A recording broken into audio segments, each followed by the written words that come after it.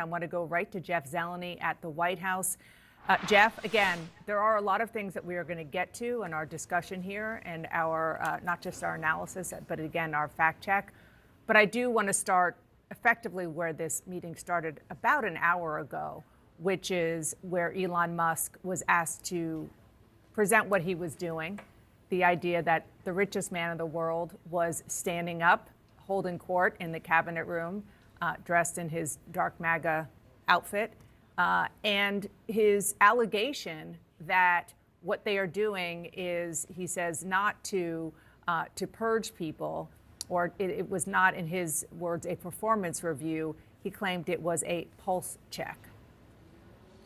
Dana, it was extraordinary. Elon Musk did not have a seat at the table. That was reserved for confirmed cabinet secretaries and those who are awaiting confirmation, as well as a handful of senior staff. But he was center stage. There's no doubt about it. And that fact is not unusual. We have seen senior advisors to many presidents in a cabinet meeting, but never have I heard one be asked to speak and be given the floor like this. The cabinet of this administration was essentially the backdrop for another wide-ranging press conference we've seen the president do. But on Elon Musk, once again, this is the second time we've heard him talk extensively about his plans. But of course, since we saw him in the Oval Office a couple weeks ago, so much has changed, largely that email that he sent out over the weekend. And that, of course, has caused some of the first rifts between some departments, some agency heads, and the administration, and certainly the federal workforce. But the president asked him to defend that and clearly made the very obvious point that he's on the same page with Elon Musk, that he does believe, he called it a pulse check. He said that 1 million people answered this response, this email, which means more than 1 million did not answer it. And he said they're looking for fraud in the system. But also, reporters asked the president and asked cabinet secretaries if there was any dissent on this topic. This is what the president said about that. Hey, Elon, let the cabinet speak just for a second. Is anybody unhappy with Elon? If you are, well, throw him out of here. Is anybody unhappy? So that laughter there belied the obvious point that cabinet secretaries, of course, work for the president. So there is no one going to be voicing dissent, at least in that room. It's unclear how long this cabinet meeting will actually last, if it is a question and answer session with reporters the entire time, or if the president's actually going to hear advice from members of his cabinet. Certainly in nearly an hour, it was about 4 minutes short of an hour before we dipped out, there was no room for dissent. The vice president spoke at the very end there, but the president went on to say that the 1 million people who did not respond to those emails may be on the bubble. And we do know that mass layoffs are coming. As we speak, agencies are reviewing plans. But one other separate piece of news, the president, at the very beginning, he said that Ukrainian President Volodymyr Zelensky will be coming here to the White House on Friday.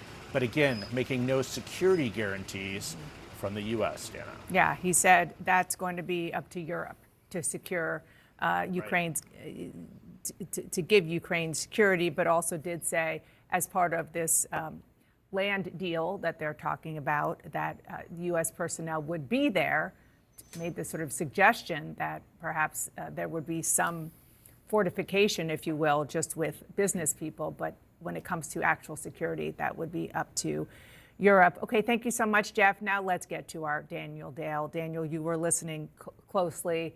There's so many things I want to ask you about. Can we just start with one of the things that we heard at the end there, because this was just completely factually inaccurate, saying point blank, and I'm pulling it up here, that CBS completely took her answers, Kamala Harris's answers, in the 60 Minutes interview that Donald Trump is suing over, and changed them.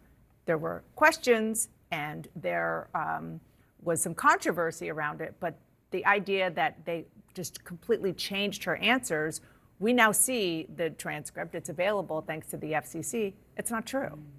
Yeah, that's a good fact check, Dana. There was just so much in this cabinet meeting, so let me run through some of the big ones. We heard this claim again from the president. He's been saying it over and over in the past week that the U.S. has provided Ukraine with $350 billion worth of aid, and that this is about 3 times what Europe collectively has provided. That is not true. The $350 billion number is not true, nor is the idea that the U.S. has provided way more than Europe. So according to a think tank in Germany that closely tracks this aid, it is Europe that has collectively provided more aid to Ukraine than the U.S. has. In terms of aid committed, it's about double, about $260 billion for Europe to about $125 billion for the U.S. In terms of aid allocated, it's narrower, but Europe still leads.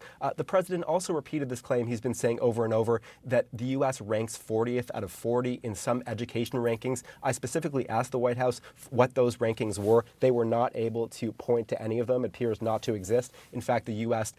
Is above average in reading and science, and below average, though far from last, in math rankings, even of wealthy countries. He said the U.S. is the only country with mail-in voting. It simply isn't. He said the U.S. took in hundreds of billions of dollars from China in the tariffs he imposed in the first term. In fact, Americans paid those tariffs. Americans make those tariff payments, and it's not true that Trump was the first president to impose tariffs on China. He said that we lose 300,000 people to fentanyl deaths every year. In fact, it's about 60,000 deaths per year. Still a tragedy, of course, horrible, but nowhere close to what he's saying. He said the European Union does not take American farm products. In fact, it is the 4th biggest market for U.S. agricultural exports, of $13 billion per year. He offered another alternate history of the European Union's formation, saying it was formed to take advantage of the U.S. In fact, it was formed with U.S. support, so not even close to correct. And so I don't even know where to go from here. He said there was no inflation when he left office. It was low, but it existed, about 1.4%. He said a lot of the U.S. fentanyl comes from Canada. In fact, 0.2%, about 43 pounds worth, came from Canada, so just a tiny number. And he repeated this claim we heard a lot during his presidency, saying that President Obama merely provided Ukraine with sheets. He used to say pillows in sheets rather than actual military aid. In fact, the Obama administration provided things like counter-mortar radars, armored Humvees, tactical drones, so it was not simply pillows and sheets. And I'll give you one more. He said that, the million people who didn't respond to this email, this 5 things that you did last week email from Elon Musk team, may not exist. I guess it's possible the U.S. government is paying some people who don't exist, but I think it's important to note that we had numerous agency heads, department heads telling their employees not to respond. So the simpler explanation is that people were instructed not to do this rather than them being, fictional, non-existent human beings. Yeah, that was one of the things I was going to ask you about. That is definitely something that when all is said and done, we're going to want the receipts on. Suggestions that the people who have not responded maybe don't exist, as you said. There was one other doozy, which was the allegation that there were Social Security checks going to people who are 150 years old. Those people got older during the cabinet meeting today. Apparently, they're 200 years old. So there is that. Daniel, thank you so much for that. Brian, I want to talk to you about the made-for-TV moment of all of this. Obviously, that is Donald Trump's MO. He knows how to orchestrate a moment that can be broadcast well, and he wants to make it watchable. This is typically a cabinet meeting like this. They go in, they do what's called a spray. You kind of just take some video. Maybe they shout our colleagues shout a couple questions, and that's that. This was different.